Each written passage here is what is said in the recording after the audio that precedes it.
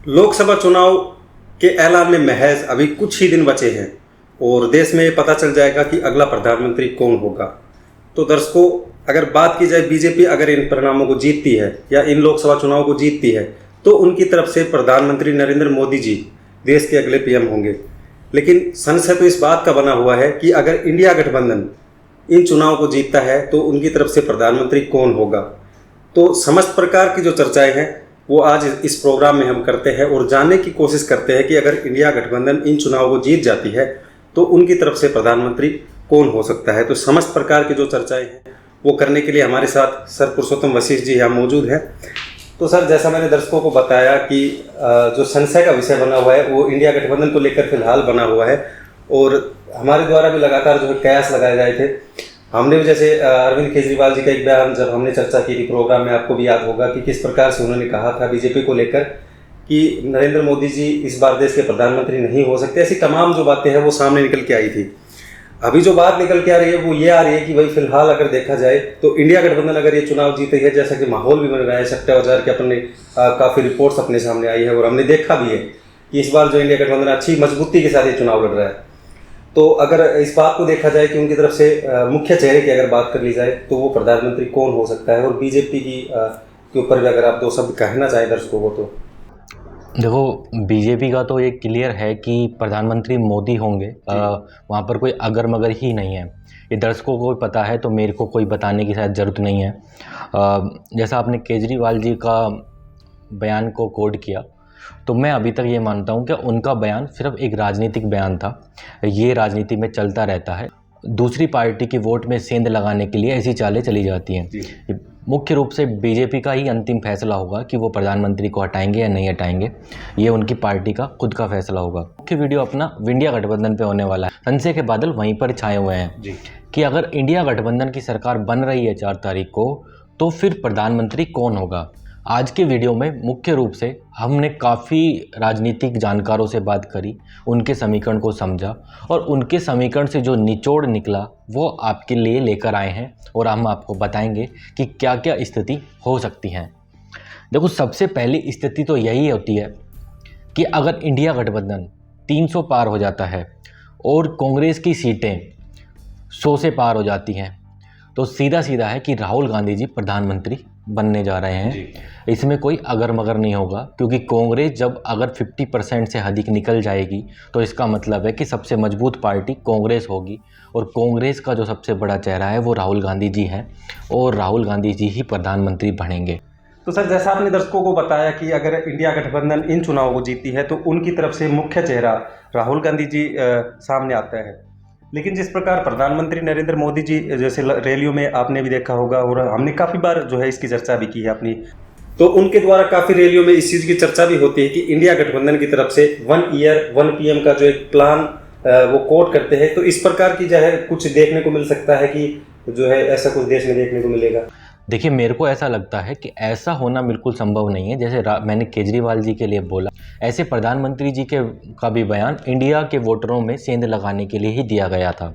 अगर प्रधानमंत्री होगा तो कोई स्टेबल ही होगा कि एक ही चेहरा होगा। हो सकता है कि सरकार अगर कुछ दिक्कतें आती हैं तो गिर सकती है या दोबारा चुनाव की स्थिति उत्पन्न हो सकती है, लेकिन अगर प्रधानमंत्री हुआ तो वो कंटिन्यू, अगर सब कुछ सही रहा तो 5 साल ही पूरे करने वाला है। ये सब मेरे को एक राजनीतिक बयान ही लगता है। अगर आपने दूसरी स्थिति पूछी, जैसे कि राहुल गांधी जी प्रधानमंत्री नहीं बनते हैं और अगर इंडिया गठबंधन 200 से नीचे रह जाता है, या फिर ये कहें कि कांग्रेस पार्टी जो खुद की सीटें हैं वो अगर 90 से भी नीचे रह जाती हैं, तो वहाँ पर समीकरण फंसेगा और वहाँ पर क्या क्या समीकरण बन सकते हैं उस पर अब विस्तार से चर्चा करते हैं। सबसे पहले जो समीकरण बन रहा है उसके बाद, तो उसमें जो समीकरण बन रहा है वो प्रियंका गांधी जी का है। देखो, प्रियंका गांधी आपको वो चेहरा है कि जो इतना कभी भी हाईलाइट नहीं किया गया कांग्रेस की तरफ से मुख्य रूप से प्रधानमंत्री के लिए। वैसे तो हाईलाइटेड हैं, हर रैलियों में जाती हैं। राजनीतिक जानकारों से जब बात की जा रही है तो ये कह रहे हैं कि विपक्ष अगर मजबूत हुआ, जो बाकी का इंडिया गठबंधन है, तो वो राहुल पर सहमति न जताते हुए प्रियंका गांधी पर सहमति जता देंगे, क्योंकि विपक्ष में लगातार ये मांग लगातार उठती आई है कि प्रियंका गांधी में नेतृत्व शक्ति बहुत अच्छी है तुलना करें तो आपके राहुल गांधी में। हम राहुल गांधी जी की नेतृत्व शक्ति पर सवाल नहीं उठा रहे, लेकिन जो विपक्ष में अंदर कोनों में जो बात चलती है उसके बारे में उसको कोड करते हुए हम बता रहे हैं कि जो प्रमुख चेहरा फिर बन जाएंगे अगर कांग्रेस की तरफ से आया तो वो होगी प्रियंका गांधी। जो दूसरा चेहरा आएगा वो होगा मल्लिकार्जुन खड़गे जी का। अभी वो पार्टी के अध्यक्ष हैं और एक दलित चेहरा भी हैं। अगर गांधी परिवार जैसे प्रधानमंत्री की कुर्सी को ठुकराते आया है, जैसे राहुल जी ने प्रधानमंत्री नहीं बनने दिया था और मनमोहन सिंह जी को प्रधानमंत्री बनाया गया था, अगर ऐसी स्थिति बनती है और गांधी परिवार अगर मना कर देता है कि हम प्रधानमंत्री के पद संभालने के लिए तैयार नहीं हैं, तो उस स्थिति में अगर कांग्रेस की तरफ से चेहरा आता है तो वो दलित चेहरा होंगे मल्लिकार्जुन खड़गे जी, जो एक वोट बैंक के लिए भी बहुत अच्छा होगा, क्योंकि बीजेपी भी लगातार इस तरीके की राजनीति करती आई है। आपने अभी हाल ही में देखा होगा कि एक आदिवासी चेहरे को बीजेपी ने राष्ट्रपति के पद पर बैठाया और उसके बाद उन्होंने उसको राजनीतिक तौर पर भी बुनाया। तो ये राजनीतिक में चलता रहता है और अगर ये इससे अच्छा कांग्रेस के लिए भी एक बुनाने का एक मौका रहेगा तो और आराम से स्ट्रोंगली मल्लिकार्जुन खड़गे इसके दावेदार बनते हैं। लेकिन अंदर खाने एक समीकरण और बन रहा है जो शायद सबको चौंका सकता है। अंदर खाने राजनीति में ये बात चल रही है कि केजरीवाल जी आम आदमी पार्टी करीब 13 से 15 सीटें इस बार निकालने में कामयाब रहेंगी। दूसरी है डीएमके इस बार 18 से 20 सीटें निकालने में कामयाब रहेगी। वहीं तीसरी पार्टी की बात की जाए टीएमसी यानी ममता बनर्जी की पार्टी, वो 25 से 27 सीटें जीतने में करीब कामयाब रहेगी इस बार। अगर हम बिल्कुल कंजर्वेटिव अप्रोच को आधार लें तो इससे भी ज़्यादा इनका आंकड़ा जा सकता है। अब स्थिति ये बनती है कि ये सीधा तो दावा नहीं कर सकते कि भाई प्रधानमंत्री का पद पर हमें काबिज करें, लेकिन राजनीति में अंदर खाने ये बात चल रही है कि केजरीवाल जी की पार्टी, आम आदमी पार्टी, डीएमके और टीएमसी यानी ममता बनर्जी की पार्टी, इनकी एक जोड़ी है। ये एक सुर में बोलने वाले हैं और ये जैसे ही सरकार अगर 100 से नीचे गई तो ये सीधा जाएंगे इंडिया गठबंधन के पास या कांग्रेस पार्टी के पास और ये बोलेंगे कि हमारे पास 56 से 62 सीटें लगभग हैं और हमें प्रधानमंत्री हमारे तरफ से चाहिए, और इनकी तीनों की सहमति ममता बनर्जी पर बनती है। अगर ये स्थिति बनती है तो ममता बनर्जी आपको प्रधानमंत्री की चेयर पर पहुंचते हुए दिखेंगी और अगली प्रधानमंत्री ममता बनर्जी आपको दिख सकती हैं।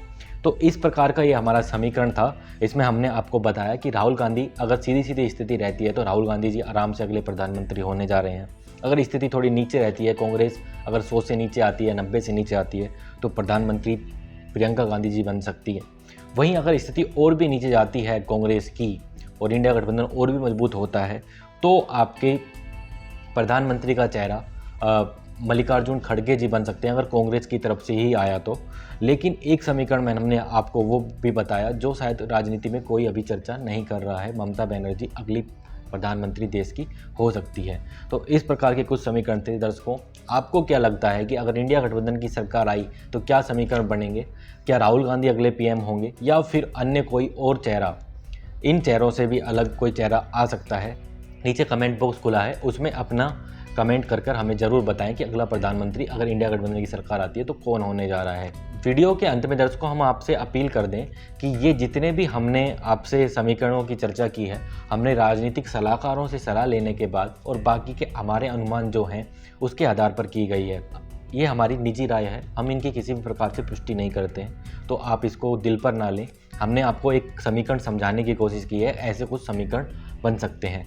आप हमारी राय से सहमत हैं या असहमत, वो आप लिख सकते हैं। सहमति और असहमति लोकतंत्र में रहनी चाहिए और हम भी उसको कायम रखना चाहते हैं। तो दर्शकों, जैसा सर ने आपको बताया कि किस प्रकार से अगर इंडिया गठबंधन और बीजेपी का भी साथ बताया कि अगर इस प्रकार से अरविंद केजरीवाल जी के भाषण का भी यहाँ पे बताया कि सर ने कि ये सिर्फ एक राजनीतिक मुद्दा यहाँ पे हो सकता है। और अंत में जैसा सर ने कहा, मैं भी आपको एक बार जो है ये बात बताना चाहता हूँ कि हमारा उद्देश्य ना किसी पार्टी कार्यकर्ताओं के ना किसी पार्टी के मुख्य चेहरों को ठेस पहुँचाना नहीं है। ये हमने राजनीतिक सलाहकारों से जो बातें सामने निकल के आ रही है उनके बारे में जो बताया कि इस प्रकार के कुछ समीकरण बन सकते हैं देश में प्रधानमंत्री को लेकर। बाकी जो 4 जून को रिजल्ट आएंगे उनके बाद जो होना है वो तो आपको पता लग ही जाएगा। मैं दर्शकों से ये भी कह दूं कि अभी कल ही एक खबर आई है, उसमें बताया गया कि 1 जून को जैसे ही चुनाव खत्म होंगे पूरे देश में, इंडिया गठबंधन की एक बड़ी मीटिंग होने जा रही है।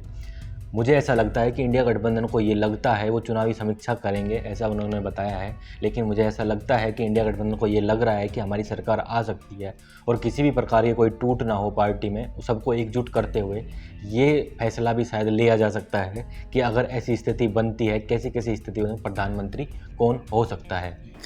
तो अंतिम फैसला तो आपके इंडिया गठबंधन की तरफ से ही आने वाला है कि अगला प्रधानमंत्री कौन होगा। हमने तो एक आपको अनुमान बताए हैं। अब दर्शकों, ये वीडियो जैसे आपने यहाँ तक देख लिया तो इस वीडियो को जाकर लाइक कर दो, इसके बाद चैनल को सब्सक्राइब कर लो, उसके साथ जो बेल आइकन है उसको प्रेस कर लो ताकि आपका और हमारा जुड़ाव लगातार रह सके। तो इसी के साथ मैं दर्शकों को हर वीडियो में एक चेतावनी दे रहा हूँ कि भारतीय मौसम विज्ञान विभाग यानी कि IMD ने 4 जून तक भारी मात्रा में हैवी हीट वेव जिनका अलर्ट जारी कर दिया है। तो कृपया जो है अपने घरों में रहें और जब तक ज़रूरी काम ना हो घरों से बाहर ना निकलें और इनसे बचाव करना बहुत ज़्यादा ज़रूरी है। फिलहाल जो है इस चुनाव पे चर्चा प्रोग्राम को हम यहीं समाप्त करते हैं और हम आपसे जाने की इजाज़त चाहते हैं। आज के इस चुनाव पे चर्चा प्रोग्राम में मैं था आपका होस्ट सचिन यादव और हमारे साथ थे सर पुरुषोत्तम आशीष जी। मिलते हैं ऐसे ही चुनाव से जुड़ी और रोमांचित जानकारियों के साथ। तब तक के लिए धन्यवाद। जय हिंद, जय भारत। ऐसी ही और खबरों से हमेशा अपडेट रहने के लिए चैनल को सब्सक्राइब कर लीजिए और वीडियो पसंद आया हो तो लाइक और शेयर करना ना भूलें।